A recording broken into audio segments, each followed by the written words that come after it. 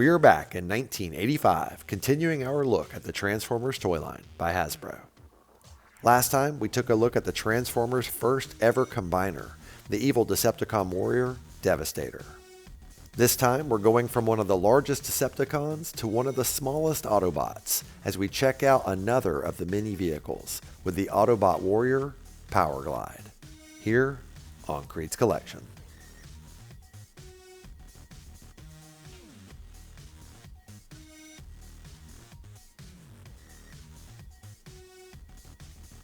Hey, welcome back to another episode of KREED'S Collection. Today we're checking out the Autobot Warrior Powerglide from the 1985 Transformers toy line by Hasbro.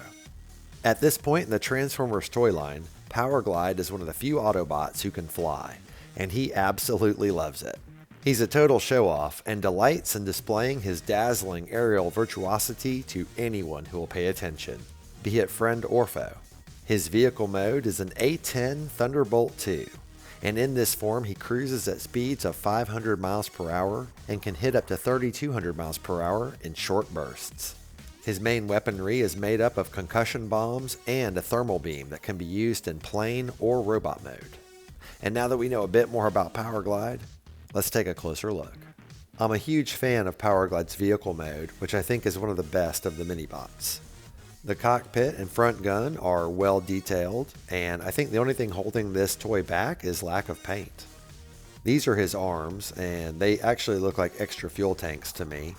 And back here on the back of the plane, you can see the twin turbine engines, and of course the tail fins. On the top of Powerglide, there are two stickers, this one right here that kind of looks like circuitry, and then the other one says faction sticker. We'll come back to that.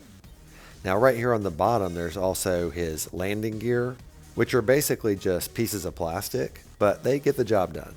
Before we take a look at the bottom, let's take a look at his faction symbol here. Just put your finger on it and it reveals that he is an Autobot.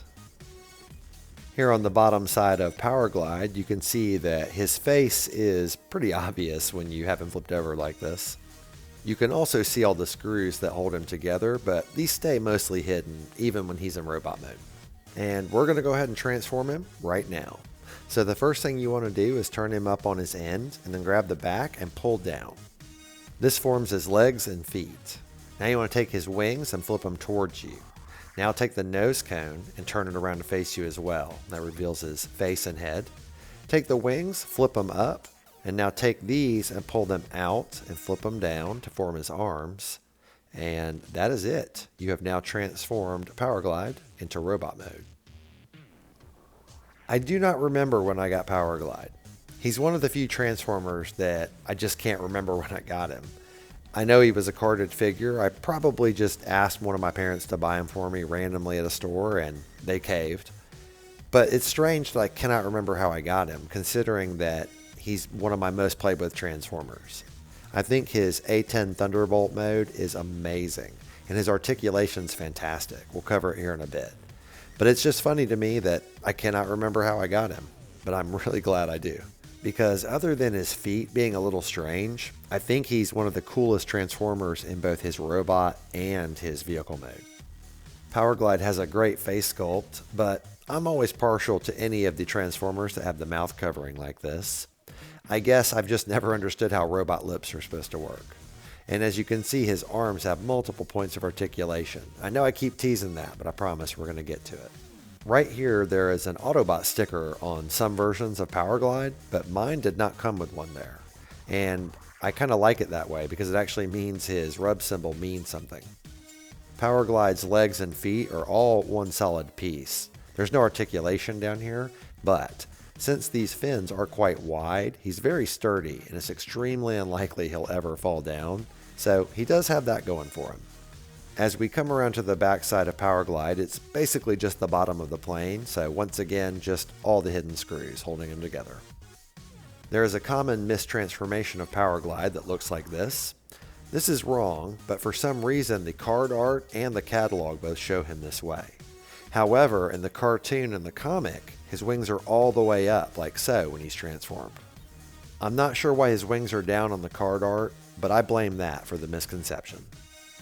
Alright, now we're going to take a look at Powerglide's articulation. So at the legs, none, just like I already said. But his arms more than make up for it. He's got a shoulder that can go up and all the way around full 360, as well as a pivot there and an elbow.